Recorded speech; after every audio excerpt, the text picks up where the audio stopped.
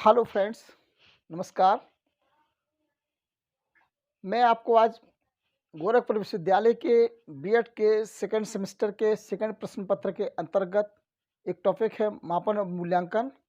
उसी के संबंध में मैं आज आपको जानकारी प्रदान करूंगा कि आखिरकार मापन और मूल्यांकन के कितने चरण होते हैं और ये जो चरण होते हैं तो किस क्रम में होते हैं, कैसे होते हैं, कैसे-कैसे ये क्रमबद्ध तरीके से विकसित किए जाते हैं।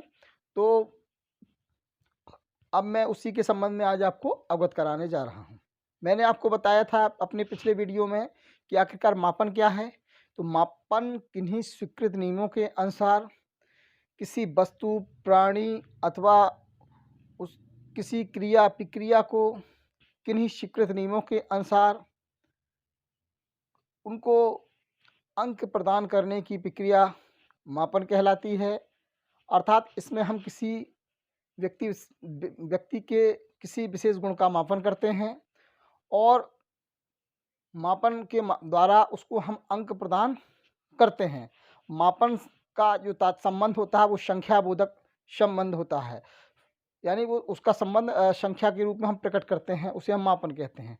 उसी प्रकार मूल्यांकन आता है, वो मापन के पश्चात अगला जो स्टेप आता है वो आता है मूल्यांकन। यानी कि मापन मूल्यांकन का प्रथम चरण होता है और जब हम मूल्यांकन करते हैं तो हमने देखा कि मापन में हम केवल परिणाम तक सीमित हो गए कि यानी हमने किन्हीं स्वीकृत नियमों के अनुसार किसी वस्तु, प्राणी के किसी गुण को किसी संकेत के रूप में, किसी अंक के रूप में बदल दिया। लेकिन उस अंक की व्याख्या करने के लिए, उसके परिणामों की व्याख्या करने के लिए किन्हीं मानदंडों के आधार पर वो मानदंड सामाजिक भी हो सकते हैं, सांस्कृतिक भी हो सकते हैं, वैज्ञानिक मानदंड भी हो सकते हैं और उनके आधार पर हम उस गुण के विषय में या उस व्यक्ति की उस गुण के विषय में सापेक्षिक स्थिति को बतलाते हैं और उसकी उस गुण की का जो वांछनीयता स्तर है या डिज़िरेबिलिटी जिसे कहते हैं, उसके विषय में या उसमें अंकित उस गुण के अंकित मूल्य के विषय में बताते हैं या उसके विषय में हम उसकी सार्थकता, उसकी उपयोगिता के विषय में बताते हैं। तो यानी एक प्रकार से मापन के बाद जो अगला स्टेप होता है वो मूल्यांकन होता है। यानी उसमें निहित मूल्यों के विषय में हम चर्चा करते हैं, उसे हम मूल्यांकन कहते हैं।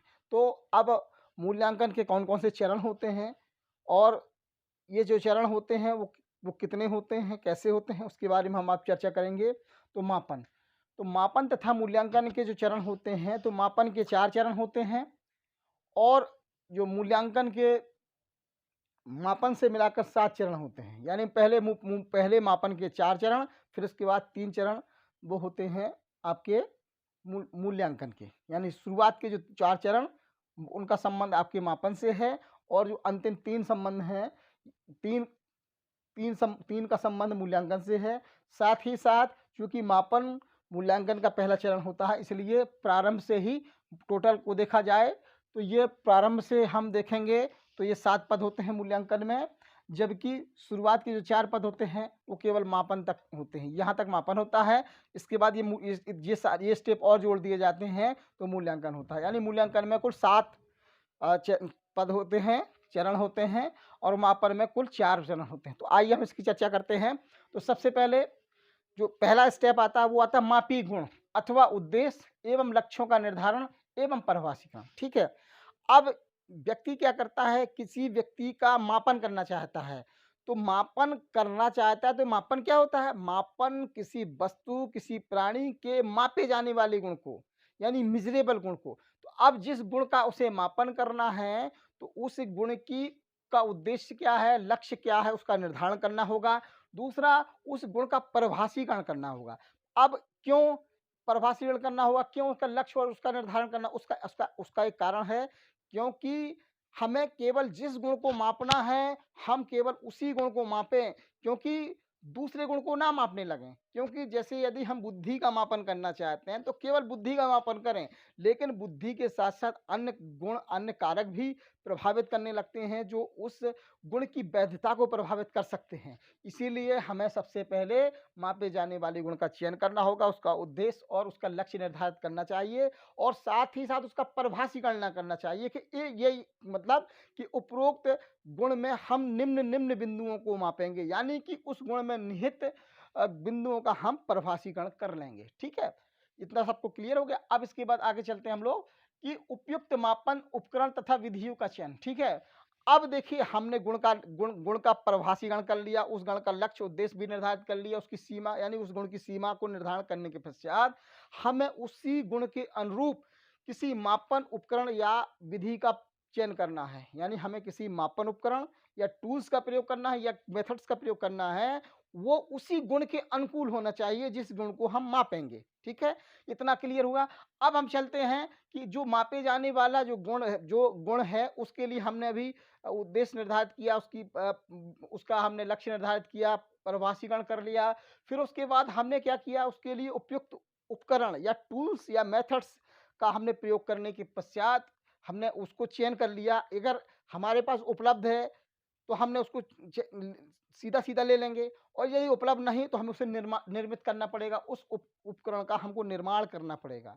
ठीक है? तो निर्माण की भी अलग प्रोसेस है। ठीक? और या फिर हम उसे जो विधि नहीं उसका निर्माण हमको करना होगा। फिर तीसरे स्टेप में आते हैं, उस उपकरण जो हमने चयन किया है या जिसे हमने निर्मित किया है उस जो उपकरण, उसका हम प्रशासन करेंगे। प्रशासन का मतलब ये होता है कि भाई देखो, हमें जिस जनसंख्या या जिस वस्तु या जिस प्राणी या जिस गुण को हमको के गुण को हमें मीज़र करना है, उस तक पहुँचाना। अर्थात जब तक वह इस टूल्स को नहीं भरेगा या टूल्स टूल्स पर अपनी प्रतिक्रिया नहीं देगा या अपना रिस्पॉन्स नहीं देगा या अपनी सोच को व्यक्त नहीं करेगा, उस टूल्स पे व्यक्त नहीं करेगा, तब तक आप कैसे उस गुण को मीज़र कर पाएँगे? यानी आप जिस व्यक्ति को आपको के किसी गुण को मापना है तो उस व्यक्ति तक आप जाएँगे, है ना? या उसको बुलाएँगे और उसको अपना जो उपकरण है या टूल्स है, जो प्रश्न पत्र है, पेपर है, जो भी है, उसको प्रोवाइड कराएँगे। फिर उसको उस पर वो अपनी प्रतिक्रिया देगा। ठीक है? अब वो जब प्रतिक्रिया दे देगा, ठीक है? तो यानी कि जैसे कि एग्ज़ाम में आप बच्चों को बुलाते हैं तो फिर क्या करते हैं कि उसको कॉपी पेपर प्रोवाइड कराते हैं, 3 घंटा पेपर हल करता है बच्चा। जो पेपर हल करने के पश्चात वो अपनी प्रतिक्रिया देता है, यही कहलाता है प्रशासन। ठीक है? यानी कि पेपर कॉपी को बच्चे तक पहुँचाना, ये प्रशासन कहलाता है। तो यानी कि उपकरण वो जो भी आप एग्ज़ाम में बीएड के एग्ज़ाम में जो भी आप पेपर हल करते हैं, वो प्रकार का उपकरण होता है और वो शिक्षक आप तो प्रशासित करता है। यानी आप तक पहुँचा दिया जाता है कि इसमें इतने क्वेश्चन हैं, इतने निर्देश हैं, वो आपको प्रशासन से संबंधित यानी एक मापनकर्ता को प्रशासन का भी नॉलेज होना चाहिए। भाई कैसे आखिरकार वो प्रशासन करे पेपर को।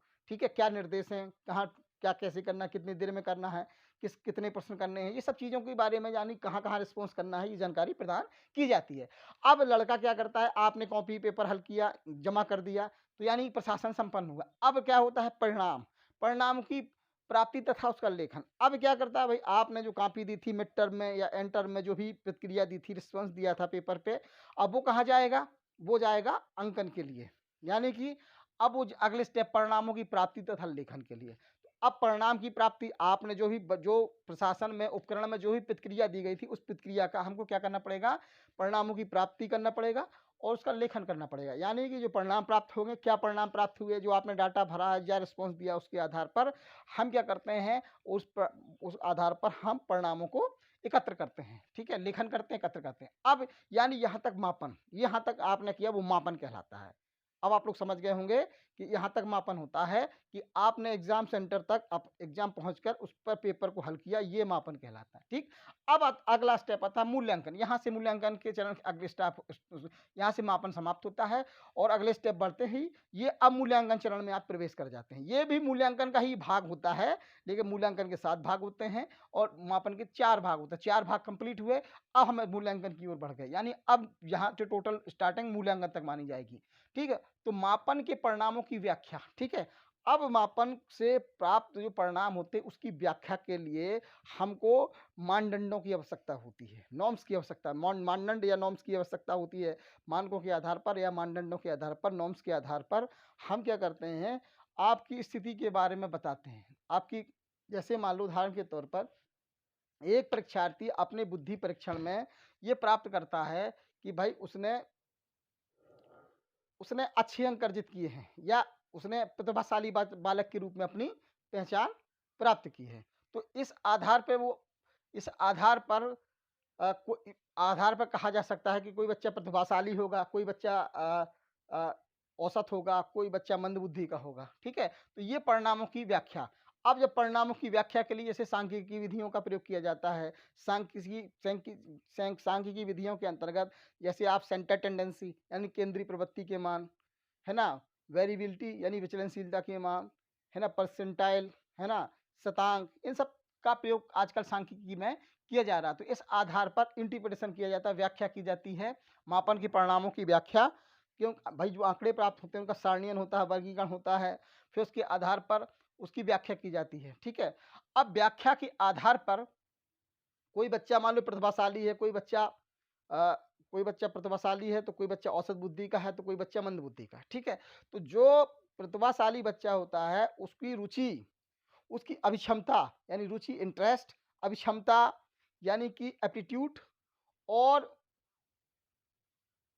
उसकी आवृत्ति यानी एटीट्यूड एटीट्यूड यानी इन 3 के आधार पर उससे कहा जा सकता है कि भाई आप विशिष्ट शिक्षा ग्रहण करें, स्पेशल एजुकेशन को ग्रहण करें, डॉक्टर जाएँ बने, मेडिकल के क्षेत्र में जाएँ या आप इंजीनियर बने या आप मतलब उच्च शिक्षा को ग्रहण करें। लेकिन यदि जो छात्र औसत बुद्धि का है, तो उससे या मंद बुद्धि का है, तो यानी कि जो मंद बुद्धि के छात्र हैं, उससे हम सामान्य उत्पादन कार्यों की ओर उससे अग्रसर करें, ठीक है? तो ये निर्णय यानी कि व्याख्या के आधार पर हम ये निर्णय ले सकते हैं कि भविष्य कथन कर सकते हैं कि भाई फला बच्चा औसत बुद्धि का है, तो वो ये काम कर सकता है और उच्च बुद्धि का है, तो ये काम कर सकता है और मंद बुद्धि का है, तो ये काम कर सकता है। ये हम भविष्य कथन कर सकते हैं। इस आधार पर हम सुझाव भी दे सकते हैं, आवश्यक निर्देश भी दे सकते हैं, ठीक है? तो ये मूल्यांकन के अंतर्गत ही ये आते हैं, यानी उसमें परिणामों के आधार पर जो मूल्य निहित हैं, उन मूल्यों के आधार पर हम निर्णय लेने लगते हैं। अब तीसरा होता है कि उपरोक्त में यानी व्याख्या के आधार पर भविष्य कथन जो किए गए हैं, सुझाव जो दिए गए हैं, निर्देश दिए गए हैं, उन उन उनके जो निर्णय थे यानी जो सुझाव दिए गए थे, उनका निर्णयों की निरंतर परख करना, क्योंकि मूल्यांकन एक सतत प्रक्रिया है, लगातार कॉन्टिन्यूअस एवोल्यूशन, कंटिन्यूअस चलने वाली प्रोसेस है, यानी वो लगातार चलती रहती है। इसीलिए जो जो छठवें चरण में हम व्याख्या के आधार पर भविष्य कथन करते हैं, सुझाव देते हैं, निर्देश देते हैं, इन तीनों भविष्य कथन, फ्यूचर स्टेटमेंट, है ना, सजेशन और जो निर्देश हैं, इन तीनों का के संबंध में हम क्या करते हैं, उन निर्णयों की निरंतर परख करते रहते हैं और चर्चा करते रहते हैं। तो ये इस प्रकार मूल्यांकन कंटिन्यू चलता रहता है। अब ये क्लियर हुआ आपको कि माप आपसे पूछा जा सकता है कि मापन के कितने चरण होते हैं, तो मापन के 4 चरण होते हैं। दूसरा, मूल्यांकन कितने टोटल चरण होते हैं, तो मूल्यांकन के 7 चरण होते हैं टोटल, ठीक है? यहाँ तक 4 शुरुआत के 4 मापन के अंतर्गत आते हैं और यानी कि मापन जब तक आप मापन नहीं कर लेंगे, तब तक आप मूल्यांकन की ओर नहीं बढ़ेंगे। तो मापन प्रथम चरण होता है, स्पष्ट है यहाँ से। तो यानी जब तक कोई मापे जाने वाले गुण क्या था, उसका उद्देश्य का निर्धारण करना, उसका परिभाषीकरण का आपको करना होगा। फिर इसके बाद उपयुक्त उपकरण का या विधि का चयन करना होगा।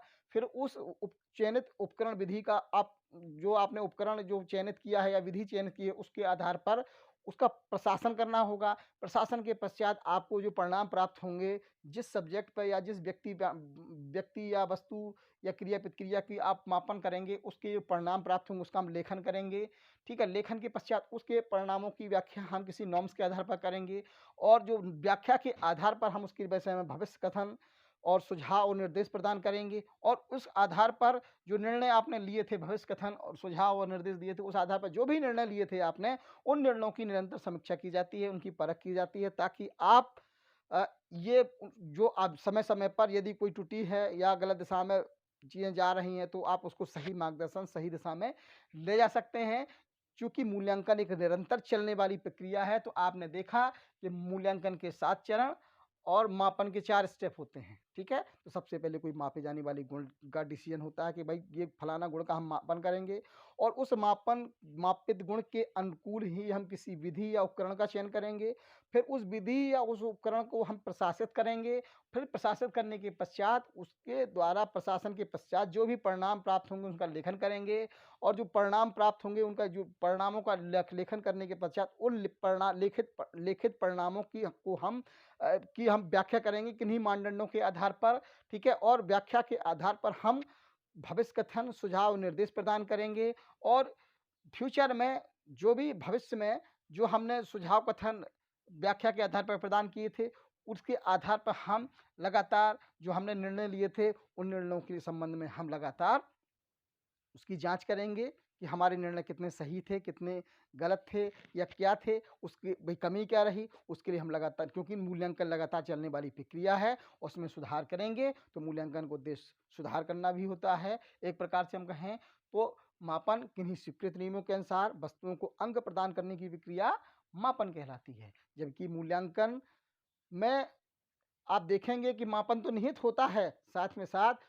जो किन्हीं स्वीकृत नियमों के अनुसार वस्तु, प्राणी को जो हम अंक प्रदान करते हैं, वो जो अंक हमको प्राप्त हो जाते हैं, जो परिणाम प्राप्त हो जाते हैं, उसकी हम व्याख्या करने के लिए मानकों की आवश्यकता होती है, नॉर्म्स की आवश्यकता होती है, हमें मानदंडों की आवश्यकता होती है। वह मानदंड सामाजिक भी हो सकते हैं, सांस्कृतिक भी हो सकते हैं, वैज्ञानिक मानदंड भी हो सकते हैं। उस आधार पर हम उस गुण की सापेक्ष स्थिति के बारे में जानकारी एकत्रित करते हैं, उस आधार पे हम मूल्य का डिसीजन लेते हैं, डिज़ायरेबिलिटी का डिसीजन लेते हैं, वांछनीयता स्तर की चर्चा करते हैं, डिज़ायरेबिलिटी की चर्चा करते हैं और उसमें निहित वस्तु की गुण की उपयोगिता के बारे में चर्चा करते हैं। तो इस आधार पर हम देखेंगे कि मापन और मूल्यांकन के जो स्टेप थे, चरण थे, मैंने आप लोगों को बताए। अब जो चरणों की मैंने जो चर्चा आपसे की थी, अब इन चरणों की चर्चा के आधार पर ये मूल्यांकन के हम अगले वीडियो की अग्रसर होते हैं। इस वीडियो को हम यहीं समाप्त करते हैं। यदि आपका कोई सुझाव हो, सजेशन हो तो बिल्कुल दीजिएगा। मैं डॉक्टर शक्ति सिंह क्लासेस के थ्रू, ठीक है, आपके विचारों को हृदय से स्वीकार करने के लिए तैयार हूँ। स्वाभाविक है, मुझ में कुछ कमियाँ हो सकती हैं, उन कमियों को दूर करने के लिए मैं निरंतर प्रयास करूँगा। आपका कोई भी सुझाव हो तो मुझे कमेंट बॉक्स में दें। मेरे चैनल को लाइक करें, सब्सक्राइब करें और अपने मित्रों तक पहुँचाएँ। धन्यवाद।